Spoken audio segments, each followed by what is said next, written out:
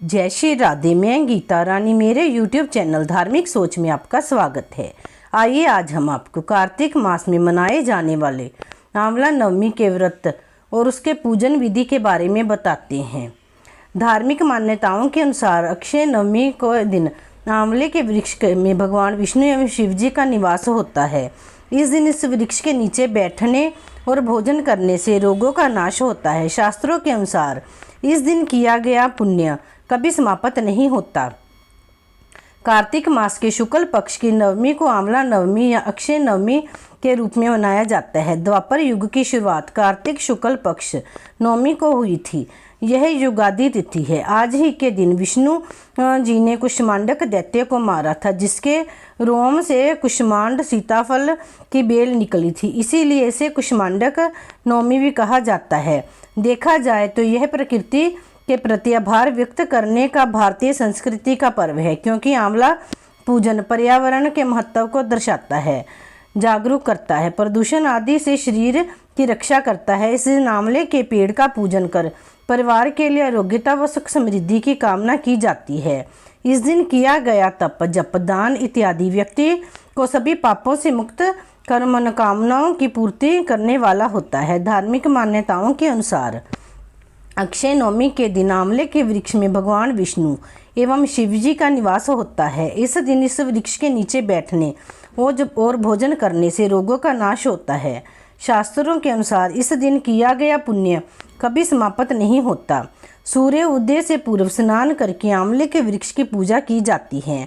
आंवले की जड़ में दूध चढ़ाकर रोली, अक्षत, पुष्प, गंध आदि से पवित्र वृक्ष की विधिवत पूजा अर्चना करें। तत्पश्चात आंवले के वृक्ष की 7 परिक्रमा करने के बाद दीप प्रज्वलित करें। उसके उपरांत कथा का श्रवण या वाचन करें। आंवले व्रत की कथा इस प्रकार है। आंवला नवमी पर आंवले के वृक्ष की पूजा और इसके वृक्ष के नीचे भोजन करने की परंपरा शुरू करने वाली माता लक्ष्मी मानी जाती हैं। कथा प्रसंग के अनुसार एक बार माता लक्ष्मी पृथ्वी पर भ्रमण करने आई। रास्ते में भगवान विष्णु एवं शिव की पूजा एक साथ करने की उनकी इच्छा हुई। लक्ष्मी जी ने मन में विचार किया कि एक साथ विष्णु और शिव जी की पूजा कैसे हो सकती है। तभी उन्हें ख्याल आया कि तुलसी और बेल के गुण एक साथ आंवले में पाया जाता है। तुलसी श्री हरि विष्णु को अत्यंत प्रिय है और बेल भगवान भोलेनाथ को। अतः आंवले के वृक्ष को विष्णु और शिव का प्रतीक चिन्ह मानकर माँ लक्ष्मी ने आंवले के वृक्ष की पूजा संपन्न की। माँ लक्ष्मी की पूजा से प्रसन्न होकर श्री विष्णु और शिव जी प्रकट हुए। माता लक्ष्मी ने आंवले के वृक्ष के नीचे भोजन बनाकर विष्णु और भगवान शिव को भोजन कराया। इसके बाद स्वयं ने भोजन किया। उस दिन कार्तिक शुक्ल नवमी का दिन था। तभी से आंवला वृक्ष पूजन की यह परंपरा चली आ रही है। अक्षय नवमी के दिन यदि आंवले की पूजा करना और उसके नीचे बैठकर भोजन बनाना और खाना संभव नहीं हो तो इस दिन आंवला जरूर खाएं। धार्मिक ग्रंथों में आंवले का महत्व बहुत अधिक है। पद्म पुराण के अनुसार यह पवित्र फल श्री भगवान विष्णु को प्रसन्न करने वाला व शुभ माना गया है। इसके भक्षण मात्र से मनुष्य सब पापों से मुक्त हो जाते हैं। आंवला खाने से आयु बढ़ती है, उसका रस पीने से धर्म संचय होता है और उसके जल से स्नान करने से दरिद्रता दूर होती है तथा सब प्रकार के ऐश्वर्य प्राप्त होते हैं।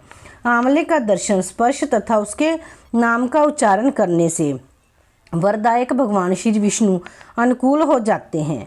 जहाँ आंवले का फल मौजूद होता है वहाँ भगवान श्री विष्णु सदा विराजमान रहते हैं तथा उस घर में ब्रह्मा एवं सुस्थिर लक्ष्मी का वास होता है। इसीलिए अपने घर में आंवला अवश्य रखना चाहिए। आंवला नवमी की दूसरी कथा। एक बार एक राजा था। उसका प्रण था वह रोज 1.25 मन आंवले दान करके ही खाना खाता था। उससे उसका नाम आंवलिया राजा पड़ गया।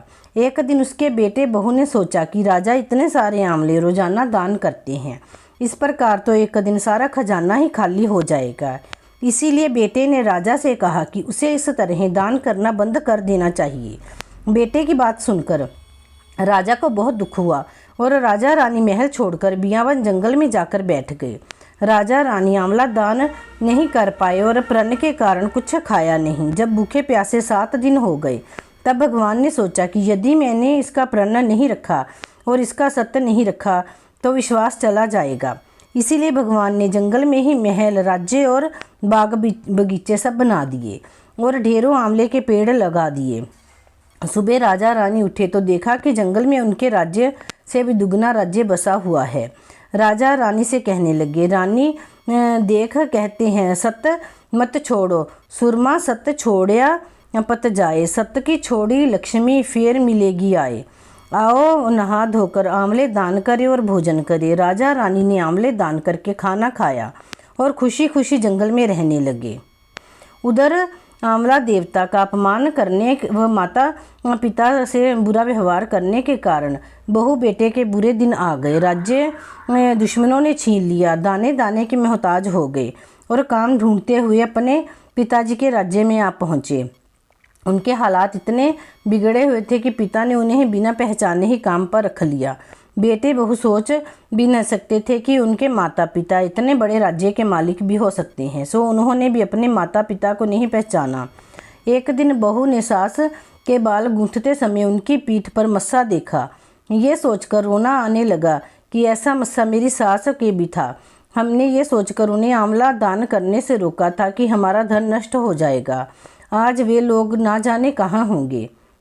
यह सोचकर बहू को रोना आने लगा और आंसू टपक टपक कर सास की पीठ पर गिरने लगे। रानी ने तुरंत पलटकर देखा और पूछा कि तू क्यों रो रही है। उसने बताया कि आपकी पीठ पर जैसा मस्सा है मेरी सास की पीठ पर भी था। हमने उन्हें आंवले दान करने से मना कर दिया, इसीलिए वे घर छोड़कर चले गए। तब रानी ने उन्हें पहचान लिया, सारा हाल पूछा और अपना हाल बताया। अपने बेटे बहू को समझाया कि दान करने से धन कम नहीं होता बल्कि बढ़ता है। बेटे बहू भी अब सुख से राजा रानी के साथ रहने लगे। हे भगवान, जैसा राजा रानी का सत्य रखा वैसे ही सबका सत्य रखना, कहते सुनने सारे परिवार का सुख रखना। बोलो श्री विष्णु भगवान की जय।